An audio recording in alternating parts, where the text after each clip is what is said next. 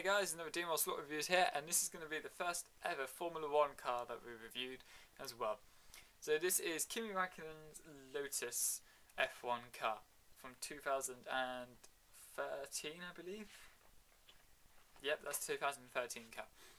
So the reason I haven't done an F1 car review is mainly because they're not really done a big enough range, in my opinion, for me to get a few of them. If they did a few more teams, perhaps like the Force Indias, even the Mercedes, they've lost out the Mercedes licenseship, or they've just stopped doing them, which has probably been the worst thing that's happened to them, because Hamilton is winning pretty much all the races as well as Rosberg, so they could have done both the cars there and they'd be just laughing basically, especially with Hamilton's car.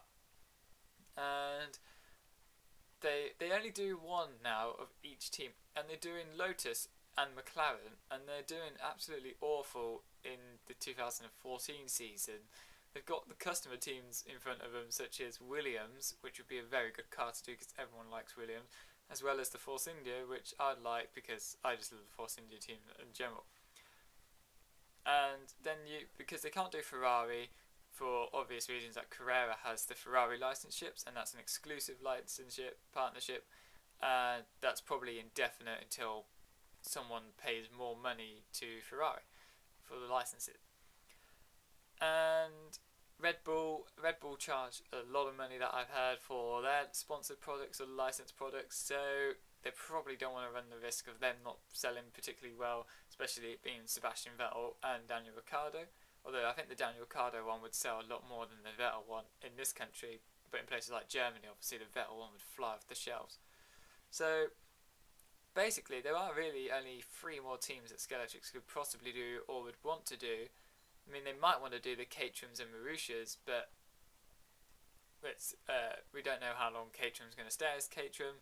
Might change their name next year because they've been bought out by some Swiss and Arab consortium. So there is a lot of possibilities with Scalextric, but they're only doing at the moment the K.Raikkonen Lotus and the Jenson Button McLaren. And next year, I assume, or for the 2014 cars that they're doing, I assume it's going to be Jenson Button again, as well as Grosjean's car, because I can't imagine them doing Pastor Maldonado's for next year. So more about this car in particular. Slight issue with the car is the fact that it hasn't got the drop nose, which many people are a bit upset about. Scalextric say it would take 12 months for them to design the the drop nose, and it would take an extra 12 months or whatever to make the car. So it'd add 12 months onto the process of actually getting this car to you, and by then it'd be so old that no one would really want it. Which again is another problem with F1 cars, is that they change so quickly. I mean, after the year's up, they completely change. Most of them change colour scheme as well. So by the time you do actually get one, it becomes outdated. They could really just do one of each. They could do 4 different teams and they could do one of each, and that would be just as good. That'd be better than doing 2 cars from 2 different teams. But this car is nicely colour schemed. It's very bright, very sort of, even though it's got black on it, it's very sort of eye-popping, eye-catching, and it's a very good car. I mean, the driver hasn't got much detailing on him. He's only got a white helmet, but that's sort of what they always do, so I wouldn't be too upset about that.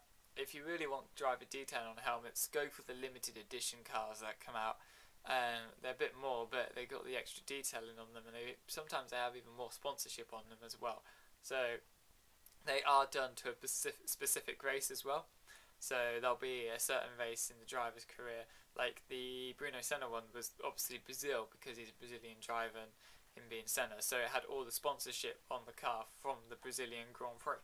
So they're very good cars, and that one actually, the Bruno Senna one, is a very accurate car. It's the correct shape as well, and it's more accurate than this one, just in the fact that that hasn't got the drop nose on it.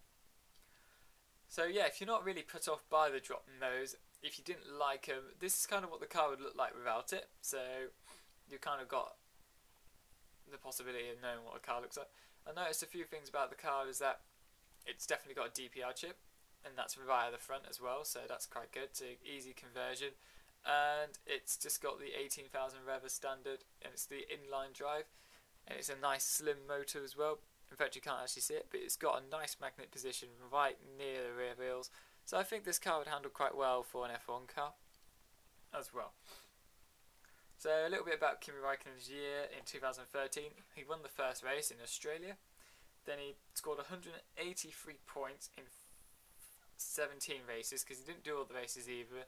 He had his back operation, he missed out on the last two, and that's, I believe that's when Senna got the drive. So yeah, that's that must, no, was it Senna? It might have been Jerome D'Ambrosio, I can't remember off the top of my head. His teammate was Grosjean, and he had 8 podiums, and most of them were second places, apart from the victory of course, and there was a couple of third places in there. And he made 14 Q3 appearances, and he beat his Grosjean in qualifying battles 10-7. And then Grosjean scored 132 points, making the total team points to 315. So it was a very good year for Lotus, and it was a very good year for Kimi Raikkonen as well. Managed to get back on the winning step.